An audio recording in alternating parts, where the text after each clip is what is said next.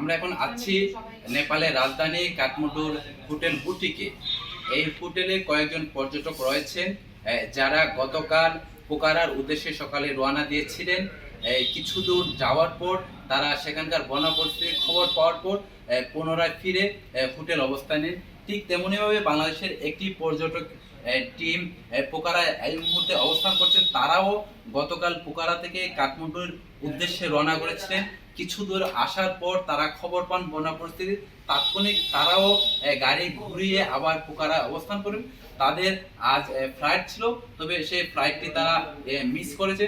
কবে আবার তারা কাঠমান্ডু ফিরতে পারবেন সেটিও তারা নিশ্চিত করে বলতে পারছে না, যেহেতু এখন পর্যন্ত পোখারা থেকে কাঠমান্ডুর সড়ক যোগাযোগ বিচ্ছিন্ন এবং সেখানে সড়ক যোগাযোগ সম্পূর্ণ বন্ধ রয়েছে। যে কারণে কাঠমান্ডুর যারা রয়েছেন তারা কবে পোখারা যেতে পারবেন এবং পোখারা যারা পর্যটক রয়েছেন তারা কবে কাঠমান্ডু ফিরতে পারবেন সেটি অনিশ্চিত।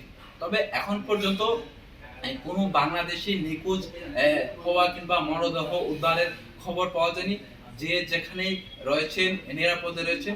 আমরা কথা বলছিলাম বাংলাদেশের দূতাবাসের সাথে, তারা জানিয়েছেন এখন পর্যন্ত তাদের কাছে আহত কিংবা নিহত বাংলাদেশি পর্যটকের কোনো তথ্য নেই।